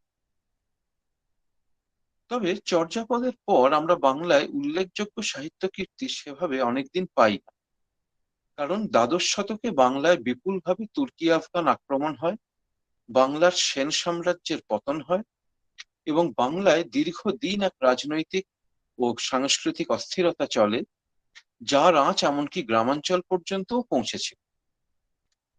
অবশেষে দীর্ঘদিন রাজনৈতিক অস্থিরতার পর চতুর্দশ শতকের শেষে, মানে 14th সেঞ্চুরির শেষ দিক থেকে, বাংলায় একটি স্বাধীন সুলতানি রাজ্য গড়ে ওঠে। বাংলার সুলতানরা ছিলেন ভিনদেশী, আফগান, তুর্কি, আরব প্রভৃতি। কিন্তু তারা যেহেতু এখানেই থেকে যান, তারা অনেকটা এখানকার ভাষাভাষী মানুষদের কাছাকাছি আসেন এবং এখানকার যেটা লৌকিক ভাষা বাংলা তাকে বিশেষ উৎসাহ দেন, এবং তাদের হিন্দু এবং মুসলিম সভাসদরাও এই উৎসাহ কার্যে যোগ দেন। কাজে ক্রমশ এই সময় থেকে আমরা বাংলা সাহিত্যের একটা নিয়মিত ধারা দেখতে পাই চতুর্দশ শতকের শেষ থেকে। এই সময় আমরা দেখি যে বাংলায় মূলত সংস্কৃত মহাকাব্যগুলি রামায়ণ, মহাভারত ও ভাগবত পুরাণ অনুবাদ করার একটা আগ্রহ দেখা যাচ্ছে। এ প্রসঙ্গে আমরা নাম করতে পারি বাংলা রামায়ণের প্রথম উল্লেখযোগ্য কবি কৃত্তিবাস ওঝা এবং বাংলায় মহাভারত অনুবাদকারী কাশিরাম দাসের। তবে আরো উল্লেখযোগ্য ছিল বাংলার নিজস্ব লৌকিক দেবদেবীদের নিয়ে কাব্য রচনার চেষ্টা। বাংলার যেসব লৌকিক দেবদেবী যারা উচ্চ বর্ণের কাছে ততটা আদৃত ছিলেন না, তাদের নিয়ে এই সময় পুরাণের ধাঁচে কাব্য রচনা করে তাদেরকে ভদ্র সমাজে আদৃত করার একটা চেষ্টা আমরা দেখতে পাই। এই দেবদেবীদের মধ্যে উল্লেখযোগ্য হচ্ছেন ধর্ম বা ধর্ম ঠাকুর, মনসা সর্পদেবী এবং চণ্ডী, যিনি লৌকিক দেবী পরে মা কালীর সঙ্গে এক হয়ে যান। এদের নিয়ে লেখা হয় অনেকগুলি ধর্মমঙ্গল, মনসামঙ্গল ও চণ্ডীমঙ্গল। এর মধ্যে সব থেকে বিখ্যাত হচ্ছে চাঁদ সওদাগরকে বশীভূত করে কিভাবে মা মনসা বাংলার ভদ্র সমাজে পূজা পেলেন তার কাহিনী। এই কাহিনী প্রায় মহাকাব্যিক উচ্চতায় উঠেছে এবং আধুনিক সাহিত্যিকরা যেমন শুম্ভ মিত্র বা অমিয়ভূষণ মজুমদারও এই মিথটি নিয়ে সাহিত্য রচনা করেছেন। মঙ্গল কাব্যের পর আসছে শ্রী চৈতন্যকে ঘিরে বৈষ্ণব সাহিত্যের এক অভূতপূর্ব জোয়ার। বাংলায় বৈষ্ণব সাহিত্য অনেকদিন ধরেই জনপ্রিয় ছিল এবং চৈতন্য পূর্ববর্তী কবিদের মধ্যে আমরা বড়ু চণ্ডীদাসের নাম করতে পারি। বাংলায় চণ্ডীদাস একাধিক ছিলেন, কিন্তু চৈতন্যদেবকে ঘিরে সমগ্র বাংলায় যেন একটা সাংস্কৃতিক নবজাগরণ ঘটে গেল, যাকে বঙ্কিমচন্দ্র বলেছেন বাংলার প্রথম রেনেসাঁ, বাংলার প্রথম নবজাগরণ। যখন বাঙালি জাতি যেন নিজেকে চিনতে পারলো, তুর্ক আফগান আক্রমণের ভয় মুক্ত হলো, নিজস্ব সংস্কৃতি নিয়ে বাঁচতে শিখল। চৈতন্যদেব বাঙালিকে এক নিজস্ব সত্তা, এক নিজস্ব ব্যক্তিত্ব গড়ে দিলেন। তাকে ঘিরে বৈষ্ণব সাহিত্যের জোয়ার জাগে। এর মধ্যে সব থেকে উল্লেখযোগ্য হচ্ছে কৃষ্ণদাস কবিরাজের লেখা চৈতন্যের জীবনী গ্রন্থ। তবে এই সময় যেটা বিশেষ উল্লেখযোগ্য সেটা হচ্ছে বাংলা ভাষা এই সময় খুব পরিশীলিত রূপ ধারণ করে।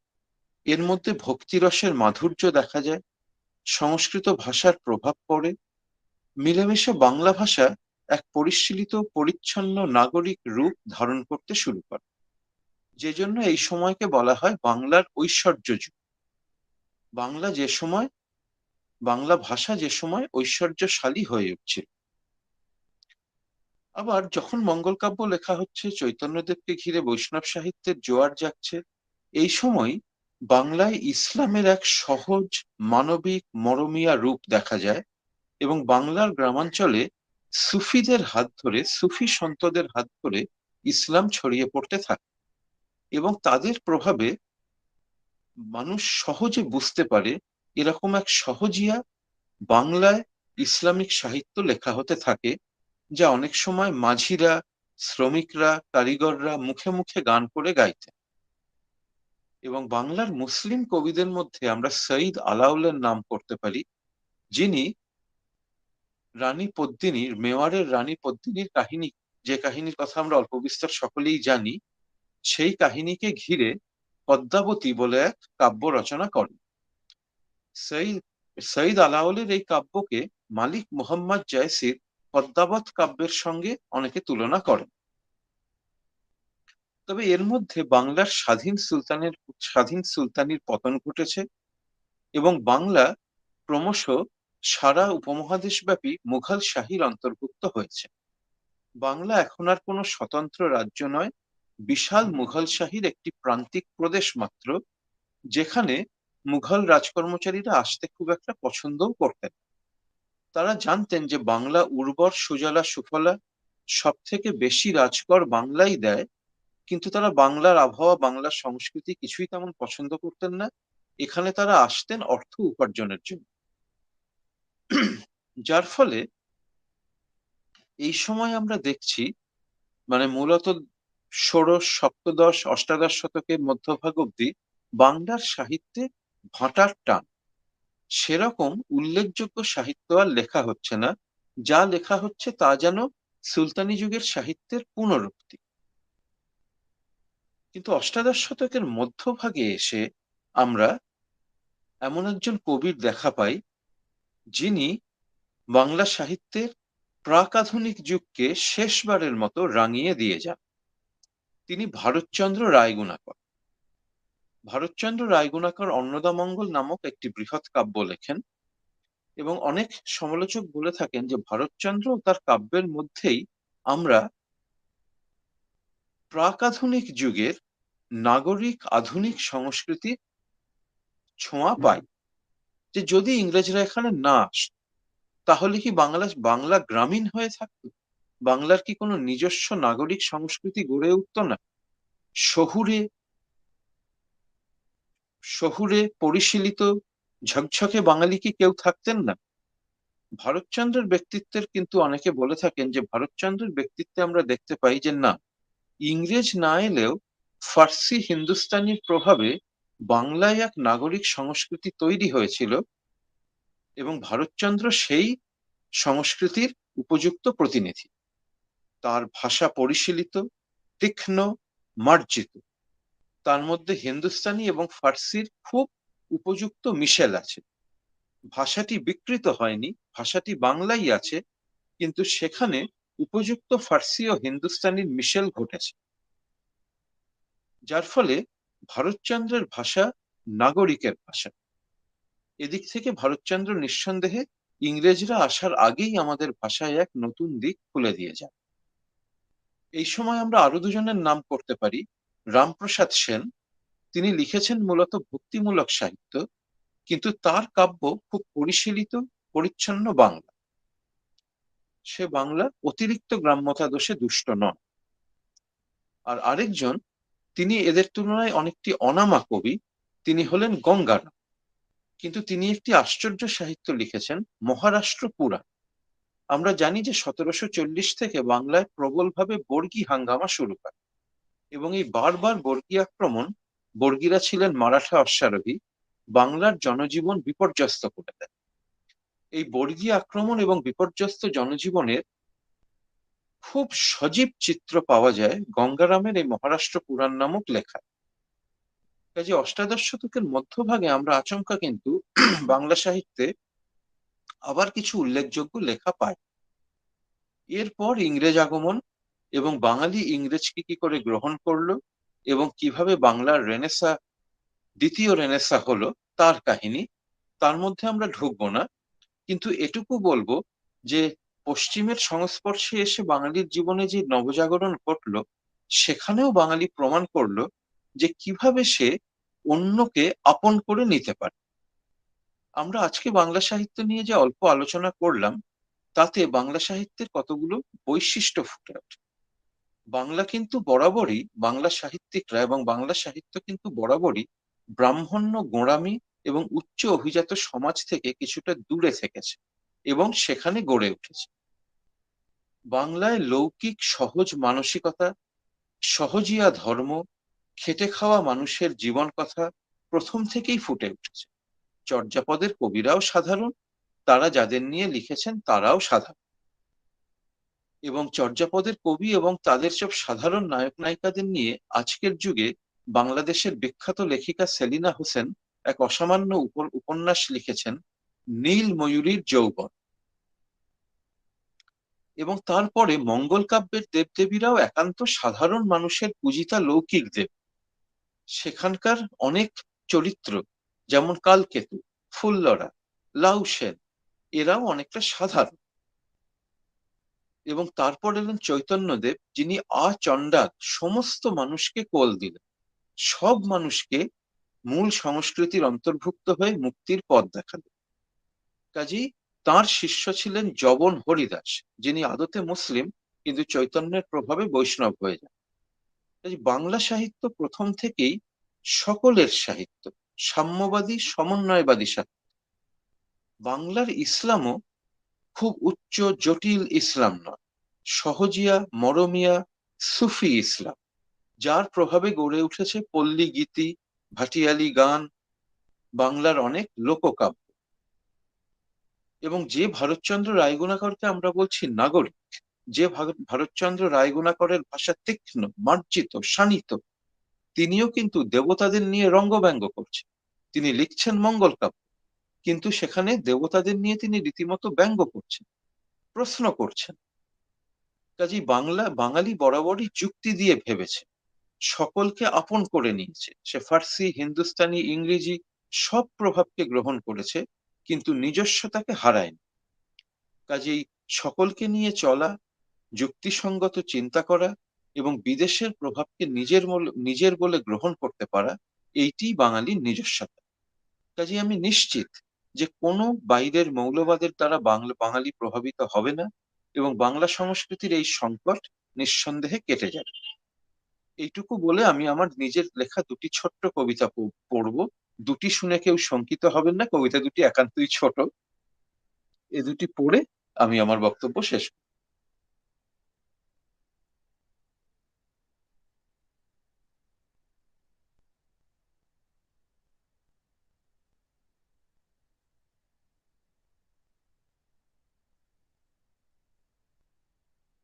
আমার প্রথম কবিতার নাম তাজমহল।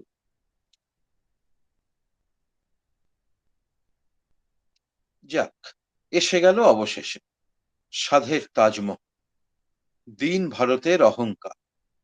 কিন্তু এ কি, এ তো সে নয়, বিভ্রম। তাই তো তুমি চেয়েছিলে ভারত ঈশ্বর শাহজাহাঁ, সে নাকি তোমার অন্তরের চিরন্তন দীর্ঘশ্বাস, ভাঙা হৃদয় আর চোখের জলের নির্মাণ। হায় রে ভাবালু বাঙালি, ভালোবাসা কখনো ছিল তোমার রক্তপিপাসু নির্মর মর্মর হৃদয়ে? সহস্র বারবনিতা, এমনকি আত্মজার আহুতিও তৃপ্ত করেনি তোমার শীতল কামাগ্নি। সেদিন সন্তানের মাংসে উদর ভরিয়েছিল দক্ষিণাপথের নিঃস্ব মা।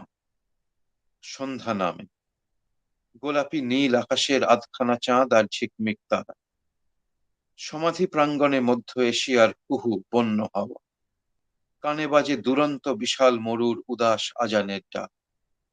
রুদ্ধ প্রাণ মুক্ত হয়ে মেশে মরণ নাহারের বরফ, গুলাব, শরাব, মেওয়া, পুরীর মায়া। তন্নির শ্যামাকে ভুলে নত হিন্দের কবি গেয়েছিল পারস্যের গান। তার খোয়াব বুকে নিয়েই মর্তের বেহেস্তে ঈশ্বরের চারমিনারি তক্তের তলে শেষ বিচারের আশায় ঘুমিয়ে মুমতাজ আর পাতশা রিজওয়ান। তাজ, রিক্ত ভারতের তুরা নিশান। এর পরের কবিতাটি পলাশীর প্রান্তরে দাঁড়িয়ে। খাখা নীল আকাশ, সোনালী রোদ মাখা, নিচে বিস্তৃত পলাশীর সবুজ প্রান্ত। অনন্ত নিঃশব্দ প্রকৃতির মাঝে ওরা আলাপে রত যুগান্ত ধরে। সর্বণ মারিয়ে আসে নবাবী ফৌজ, চতুর ইংরেজ তখন আশ্রয় নিয়েছে আমবাগের আড়াল। বীর মীরমদন আজও যুদ্ধ করে ঘাসে ডাকা শ্বেত স্তম্ভ, বণিকের মানদণ্ড হয়ে ওঠে রাজদণ্ড। এ তো ইতিহাসের অনিবার্য পরিণতি, ভাবুক বাঙালি ভাব। নিষ্পাপ স্নিগ্ধ সবুজ ক্ষেতের রূপকথাকে সশব্দ নির্মম কর্ষণ করে রূঢ় বাস্তবের যন্ত্রকর্ষ। যেমন শ্বেতাঙ্গ বণিকের যান্ত্রিক হাত পলাশির পর ছিনিয়ে নিয়েছিল আমাদের নুন ভাত আর পরনের কাপড়। উত্তর আধুনিকের কংক্রিটের কঙ্কাল আকাশকে ছুঁ। সেদিনের শহীদের মূর্তির গলায় মালা দিয়ে উৎকট উল্লাসে হেসে ওঠে আজকের জীবনে। একেই কি বলে আধুনিকতা? পাষাণবেড়ি থেকে বিস্মিত চোখে তাকিয়ে থাকেন রক্তাক্ত নবাব সিরাজউদ্দৌলা। নমস্কার।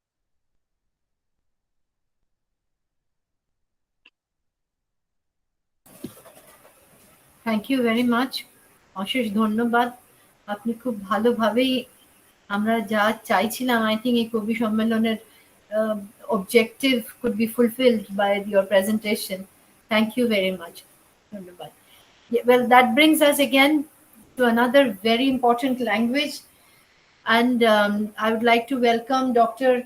Ram Pravesh Rajak, Assistant Professor, Calcutta University. नमस्कार और आपका स्वागत है यहाँ पे इस कवि सम्मेलन पे। और आप बताइए कुछ। जी जी, बहुत बहुत धन्यवाद आपका। और आपने इतने महत्वपूर्ण एक कार्यक्रम में मुझे आमंत्रित किया, और धन्यवाद सुजाता दत्ता मैम। और बहुत सारे वक्ताओं को सुन के मुझे बहुत अच्छा लगा।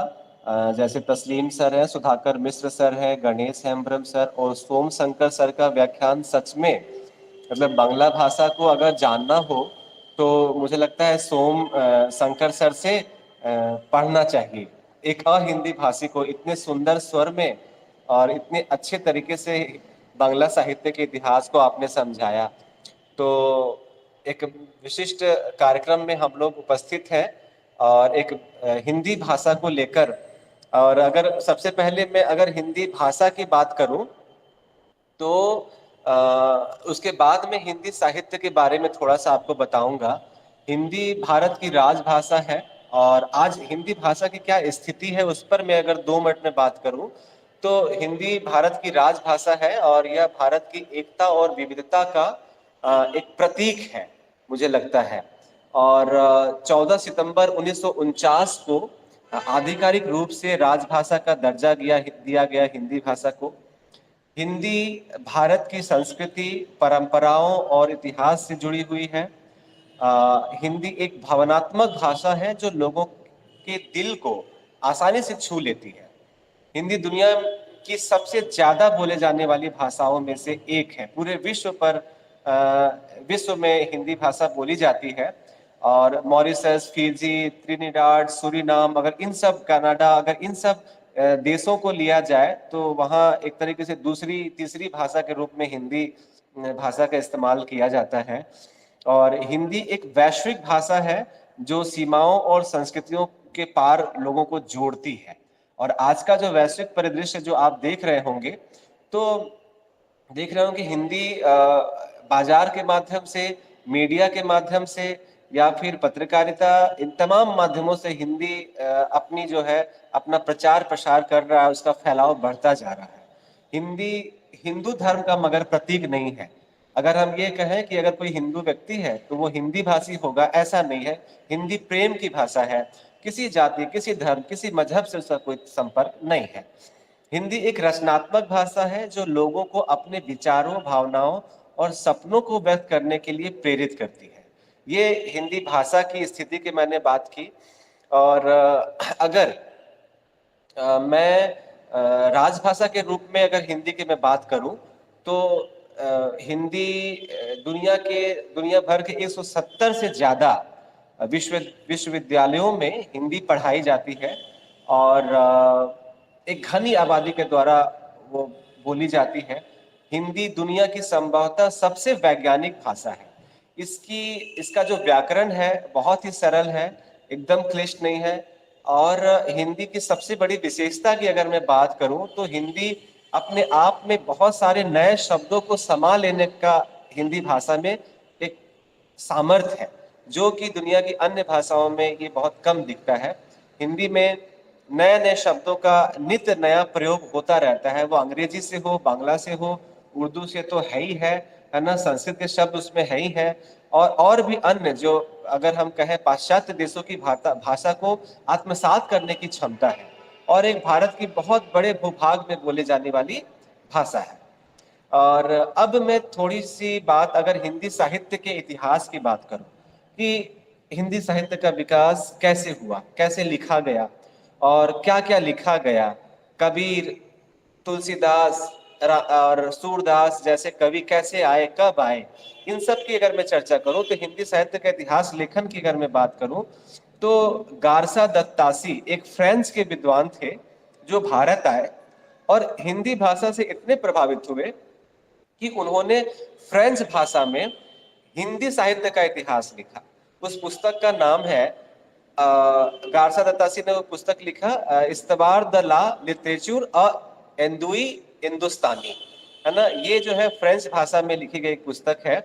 और उसके बाद ये प्रथम संस्करण इसका 1839 ईस्वी में यानी कि 1839 में इस पुस्तक का उन्होंने प्रकाशन किया। और इसका द्वितीय संस्करण जो है 1871 ईस्वी में प्रकाशित हुआ। पर गारसा दत्तासी ने इस पुस्तक में 72 कवियों जो हिंदी के कवि थे उनका उन्होंने एक वर्णनात्मक परिचय दिया, वर्ण के अनुसार क्रम बनाकर एक परिचय दिया कि ये कवि हिंदी के महत्वपूर्ण कवि हैं। गारसा दत्तासी के ग्रंथ हिंदी में उसका जो अनुवाद सन 1952 ईस्वी में हुआ, फ्रेंच में उन्होंने लिखा था। तो एक हिंदी के विद्वान थे डॉक्टर लक्ष्मी सागर वार्ष्णेय, उन्होंने उस फ्रेंच भाषा का हिंदी में अनुवाद किया और हिंदी साहित्य उसका नाम दिया, हिंदी साहित्य का इतिहास, उस पुस्तक का अनुवाद करके। उसके बाद एक और विदेशी विद्वान आए जो रशियन भाषा के थे और वो भारत आकर उन्होंने भी हिंदी साहित्य की एक जांच पड़ताल की और उन्होंने एक पुस्तक लिखी, the modern vernacular literature of Hindustan नाम से 1888 ईस्वी में उन्होंने एक पुस्तक लिखी। और ये हिंदी गियर्सन ने पहली बार हिंदी साहित्य के इतिहास का काल खंडों में विभाजन किया, है ना, कि किस किस काल में किस किस तरीके की रचनाएं लिखी गई और उसके महत्वपूर्ण कवि कौन है। और ये जो पुस्तक है जॉर्ज ग्रियर्सन की, ये एक कहे आधार ग्रंथ के रूप में हिंदी साहित्य के जिन्होंने विद्वान हुए उन्होंने इसको आधार ग्रंथ के रूप में इसका इस्तेमाल किया। उसके बाद हिंदी साहित्य के लेखन की एक लंबी इतिहासकारों की सूची है, जैसे हिंदी साहित्य का इतिहास डॉक्टर रमाशंकर शुक्ल, रसाल, हिंदी साहित्य का दूसरा इतिहास डॉक्टर बच्चन सिंह, हिंदी साहित्य और संवेदना का विकास डॉक्टर रामस्वरूप चतुर्वेदी, हिंदी साहित्य का इतिहास डॉक्टर नगेंद्र। इस तरीके से अन्य जो है रचनाकार आए और हिंदी के विद्वानों ने बाद में हिंदी साहित्य लिखा। फ्रेंच और रशियन के विद्वानों ने पहले हिंदी साहित्य लिख दिया। उस समय उस पराधीन भारत में हिंदी का इतना बोलबाला था और इतनी संस्कृत निष्ठ, उर्दू निष्ठ ये भाषा थी और अंग्रेजों की इसमें बहुत बड़ी भूमिका रही हिंदी के प्रचार प्रसार में। और आचार्य रामचंद्र शुक्ल ने हिंदी साहित्य का पहला व्यवस्थित इतिहास लिखा। उन ग्रंथों को पढ़ के हिंदी साहित्य का इतिहास कालक्रम के आधार पर इसके 4 काल हैं हिंदी साहित्य के, आदिकाल, पूर्व मध्यकाल, उत्तर मध्यकाल और आधुनिक काल, ये 4 काल हैं। उसके बाद इसके भी उप विभाजन इसका किया गया, भारतेंदु हरिश्चंद्र आए, उसके बाद फिर अन्य बहुत सारे ऐसे के रचनाकार आए जिन्होंने हिंदी साहित्य का प्रचार प्रसार किया। हिंदी पद्य गद्य साहित्य का इतिहास एवं विकास की अगर हम बात करें तो जो आदिकाल है उसकी समय सीमा है 700 से 1400 ईस्वी और अधिकांश विद्वानों ने इसमें सिद्ध और सरहपा के हिंदी का प्रथम और हिंदी साहित्य का आदिकाल के जो रचनाकार थे सरहपा, जिनको हिंदी साहित्य का प्रथम कवि माना गया, है ना। और प्रथम कहानीकार दुलाई वाली जो बंग महिला थी उसका नाम था दुलाई वाली, उसकी कहानी है बंग महिला रचित कहानी को प्रथम कहानी घोषित की गई। और हरि प्रसाद द्विवेदी ने अब्दुल रहमान को जो है प्रथम हिंदी का कवि माना। अलग अलग जो है साहित्यकारों ने अलग अलग कवियों के नाम दिए, पर सरहपा जो है प्रथम कवि माने जाते हैं हिंदी के। आदिकाल के बाद आता है भक्तिकाल। भक्तिकाल के भी कई भाग हैं, जैसे भक्तिकाल में हो गया सगुण काव्य और निर्गुण काव्य। सगुण काव्य में भी आ गया कृष्ण भक्ति काव्य, राम भक्ति काव्य। निर्गुण काल में आ गया संत काव्य और सूफी काव्य, जिसमें कुछ मुस्लिम रचनाकार थे जिन्होंने सूफी मत के आधार पर हिंदी में रचनाएं की, और कुछ संत थे जैसे उन्होंने संत परंपरा का विकास किया। निर्गुण और सगुण यानी कि ब्रह्म की उपासना जिन्होंने की, उन्होंने ईश्वर को के एक आकार के रूप में मूर्ति बनाकर पूजा की, वो सगुण माने गए। और जिन्होंने निराकार ब्रह्म की उपासना की, उसे निर्गुण माना गया।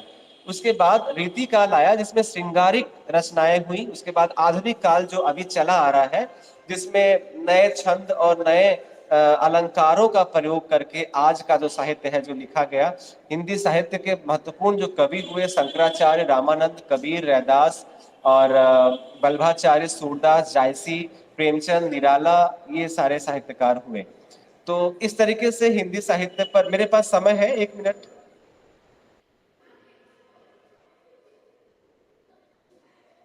आवाज नहीं आ रही है जी आपकी। सॉरी, आप और 2 मिनट ले लीजिए, कविताएं एक हमारे साथ शेयर जी करिए। बिल्कुल, मैंने कविताएं रखी है। Thank you ma'am. तो इस तरीके से रचनाएं रची गई। और इन कवियों के अलावे हमारा भक्ति काल जो हिंदी का साहित्य है वो बहुत महत्वपूर्ण है, जिसमें अद्वैतवाद, विशिष्टाद्वैतवाद और उसके बाद द्वैतवाद, द्वैताद्वैतवाद, शुद्धाद्वैतवाद, ये भक्ति काल के कुछ वाद हैं। और इसमें कुछ उसके बाद बहुत सारे कुछ संप्रदाय हैं, जैसे रस संप्रदाय, अलंकार संप्रदाय, रीति संप्रदाय इत्यादि इत्यादि। तो इस तरीके से मैंने जो है एक छोटी सी भूमिका हिंदी साहित्य की रखी और हिंदी भाषा की स्थिति और राजभाषा की स्थिति के बारे में मैंने बात की। मेरी एक छोटी सी कविता है मातृभाषा के ऊपर। चूंकि गांधी जी ने भी मातृभाषा की पर जोर दिया था कि मातृभाषा में ही शिक्षा दीक्षा होनी चाहिए। और रविन्द्रनाथ टैगोर जो बांग्ला भाषा के साहित्यकार थे, मगर उन्होंने हिंदी भाषा के प्रचार प्रसार में बहुत महत्वपूर्ण भूमिका निभाई। और उन्होंने कहा कि मातृभाषा से ही देश का विकास हो सकता है और एक संपूर्ण शिक्षा प्राप्त की जा सकती है। तो एक भाषा पर मेरी एक छोटी सी कविता है। कविता का शीर्षक है मातृभाषा। कि इस कविता का मूल है कि किस तरीके से कविता, जैसे कि अभी वैश्विक परिदृश्य में कैसे लोग अपनी जो है भाषा को भूलते जा रहे हैं, उसी पर थोड़ा एक तरीके से आक्रोश मैंने जताया है, अपनी इच्छा व्यक्त की है। ये मेरी स्वरचित कविता है। कविता कुछ इस प्रकार है। बुढ़ापा बहुधा बचपन का ही पुनरागमन नहीं होता है, बुढ़ापा मातृभाषा का भी पुनरागमन होता है। पिछली पीढ़ी पीछे होती जा रही है, जो बोलती थी हिंदी, बंगला, उड़िया, भोजपुरी, अवधी, बुंदेली। अगली पीढ़ी आगे बढ़ती जा रही है, जो बोलती है अंग्रेजी, चाइनीज, रशियन। ट्रांसफर हो रही है सिर्फ संपत्ति, पर छूट रही है धरोहर हमारी मातृभाषा। क्योंकि ये जो नई पीढ़ी है ना, ये क्या कर रही है कि अपनी मातृभाषा विशेषकर वो जिस भाषा का भी हो, बंगला का हो, उड़िया का हो या भोजपुरी, अवधी, बुंदेली का हो, वो उस भाषा को नहीं सीख रहा है, वो बाजार की भाषा को सीख रहा है। और उसका वो एक तरीके से मृत प्राय, यानी कि वो मृत्यु से ज्ञापन है भाषा। भाषा तो हमारा सम्मान है और हमारी संस्कृति है। तो उस पर मैंने अपनी एक चिंता जाहिर की। बहुत बहुत आभार सुजाता मैम, इग्नू, जिन्होंने मुझे आमंत्रित किया, मुझे समय दिया, मुझे सुना। धन्यवाद। नमस्कार and thank you very much. और आपकी ये कविताएं भी मुझे लगती है कि बहुत ही इम्पोर्टेंट इशू को रिफ्लेक्ट कर रही है, क्योंकि ये जरूर एक स्टेज ऐसे ऑलमोस्ट ऐसे हो गया कि मातृभाषा जो है इंडिया में डिस्पेंसेबल है और बाकी ग्लोबल लैंग्वेजेस को हम ज़्यादा इम्पोर्टेंस देने लग गए हैं। और जो घर के आसपास जो हमारे लैंग्वेज है उसको हम थोड़ा सा वी ट्राइड टू भाषा सीखने में कोई दिक्कत नहीं है, मगर अपनी भाषा को छोड़ देने में असुविधा है।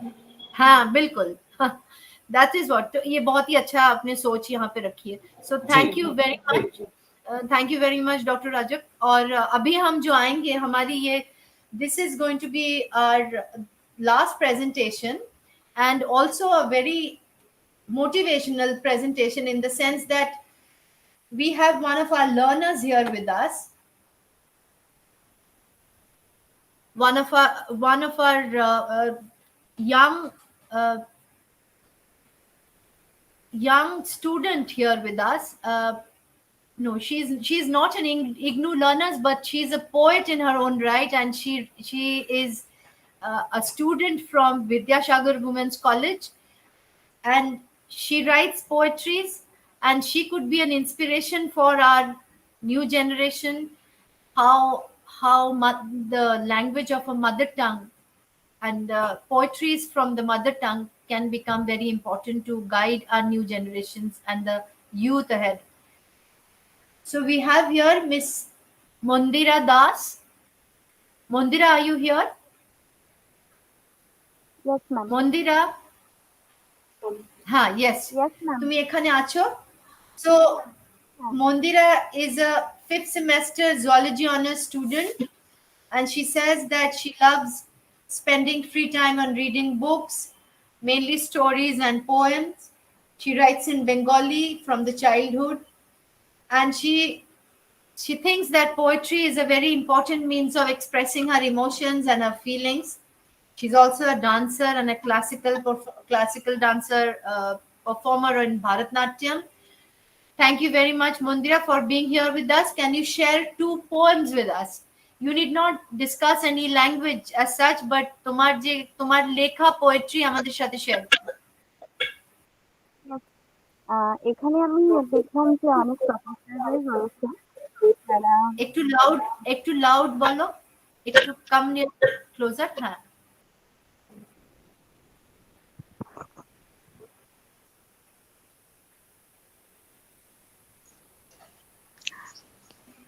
এখানে আমি দেখলাম যে অনেক প্রফেসররাই রয়েছে, তো তারা নিজেদের মানে নিজেদের ভাষায় ইভেন বাংলা ভাষাটাকে তারা ধরেছে, কিন্তু আমি এখানে মানে আমার নিজের কবিতা লিখি, প্লাস হচ্ছে মানে বাংলা ভাষায় লিখি, কারণ বাংলা ভাষাটা যেহেতু আমার মাতৃভাষা এবং বাংলা ভাষাটাকে ভালোবেসে লিখি। তো যদি কিছু ভুল ত্রুটি হয় তো মানে প্লিজ মার্জনা করবেন। মানে আমার এটা একটা ছোট্ট প্রচেষ্টা, তাই আপনাদের সঙ্গে একটু শেয়ার করছি। তুমি কি ক্যামেরাতে আসতে পারবে? ইয়েস ম্যাম, বাট আমি মানে যদি অডিওতে বলি কি কোনো প্রবলেম হবে? না, কোনো প্রবলেম হবে না। তোমাকে আমরা সবাই দেখতে চাই, কারণ তুমি রিপ্রেজেন্ট করছো নিউ জেনারেশন যে নিজে বাংলাতে লেখে, তো সেই জন্য আমরা তোমাকে দেখতে চাইবো। যদি otherwise it's okay if you're not comfortable. Yes, so this is fine, it's very nice. তুমি এসছো ক্যামেরাতে and you write your own poem, তুমি বাংলাতে কবিতা লেখো, তো ক্যামেরার সামনে আসলে তো আরো সবাই তোমাকে দেখবে। এখানে বলো কি লিখেছো, বলো দেখো। আলোর সন্ধানে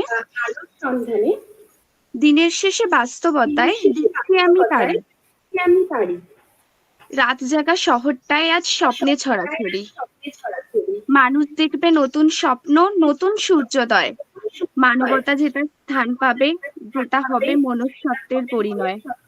তবে মানুষে মানুষে হিংসে আজ করছে সব শেষ, লাখে লাখে মৃতদেহে আজ ভরেছে পুরো দেশ, মানুষ হাঁটছে অবনতির দিকে, সমাজ অন্ধকার, প্রজন্মের পর প্রজন্ম যেটা শুধুই করছে চিৎকার।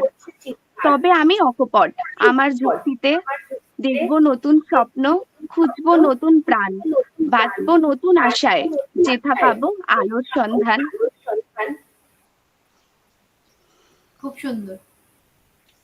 আরো কি একটা বলবে? হ্যাঁ ম্যাম, আমি ক্যামেরাটা অফ করি, বলতে পারি কি? ঠিক আছে বলো। আরেকটা হচ্ছে মানে এটা অ্যাকচুয়ালি নারী প্রতিবাদের জন্য লিখেছিলাম। তো এটা হচ্ছে নারীরা অসহায় ভীষণ, এ যুগে হচ্ছে অনাবৃতা, রাস্তাঘাটে পথে প্রান্তরে অত্যাচারিত নিপীড়িতা, নারী আজ সর্বত্র, বিশ্বজোড়া তার জয় জয়কার, তবু দিনের শেষে নারী তুমি পুতুল খেলার উপহার, নারীরা লড়ছে দিনে রাতে অক্লান্ত তাদের পরিশ্রম, তবু দিনের শেষে জুটছে তার অপমান আর নির্যাতন। এইভাবে আর কতদিন সইব আমরা নীরবতা, চাইছি না কোনো ছলনাময় সহায়তা। কর্মক্ষেত্রে, গৃহে, বিদ্যালয়ে, পথে ঘাটে অন্যায় যেখানে, প্রতিবাদের ঝড় তুলবো আমরা সেখানে। নারী, তুমি যদি হও গর্ভধারিণী, তবে প্রয়োজনে তোমাকেই হতে হবে অসুর বিনাশিনী। প্রতিবাদের রক্ত ঝরাবে অন্ধকারের কালোয়, সমাজ হবে আলোকিত চেতনার আলোয়। নমস্কার। দুটোই কবিতা খুব সুন্দর লিখেছো। একটাতে বললে পৃথিবী অন্ধকার, তাই ভাই ভাবলাম যে আমি বলি যে না, পৃথিবী তো অন্ধকার না, তোমার মতন নতুন প্রজন্ম তারা এগিয়ে এসছে লেখার জন্য। আর সেকেন্ডটা খুবই হোপফুল পোয়েম, তো সেই জন্য সেকেন্ডটা হলো গিয়ে আবার সূর্য উদয়ের কথা। Both the poems are very good, খুব ভালো লিখেছো। আর লেখা কন্টিনিউ করে যাবে, লিখতে থাকবে, বাংলাতে লিখবে, যেখানে লিখবে বলবে, নিজের ওপিনিয়ন্স রাখবে, আর সেভাবেই তুমি প্রথমে মানুষ হিসেবে আর তারপরে নারী হিসেবে নিজেকে তুমি এস্টাবলিশ করতে পারবে। ধন্যবাদ and thank you very much Mandira. তোমার পোয়েট্রি আমাদের সবার খুবই ভালো লাগলো, and keep up the good work. And I'd like to now thank all our participants, and coming to the end of this, Kolkata Regional Center is indebted to your time. You have taken out your time to participate in this celebration. We are committed to this celebration because India's main mandate and India's main vision is to celebrate diversity, to create our unity. So thank you very much. Through language, I hope we will be able to take our society forward. And as you all know, IGNOU's main mandate is to reach the unreached, and mother tongue and vernacular language is a vital means through which we can reach the unreached. As you are aware, অনেক সময় এরকম হয়েছে যে যারা যারা ইংরেজি জানে না, যারা হিন্দি জানে না, যারা অন্য কোনো ল্যাঙ্গুয়েজ জানে না, ধরুন এই সান্থাল ভাষার কথাই বলছি, তারা ভেবেছে যে আমরা তো পড়াশোনার মধ্যে আমরা আর আসতে পারলাম না, এই শিক্ষার ফ্রেমওয়ার্কটা আমাদের জন্য নয়। কিন্তু এখন যেটা আমাদের নতুন শিক্ষার ফ্রেমওয়ার্ক হচ্ছে সেটা হলো গিয়ে education through mother tongue and education through vernacular language, আর সেটার থ্রুতে, সেটার মাধ্যমে আমরা we can reach the unreached. Thank you very much. Good evening, and take care, and have a very, very good year ahead. Thank you. Thank you. Thank you. Thank you, Thank ma'am. you, ma'am. ধন্যবাদ ma'am.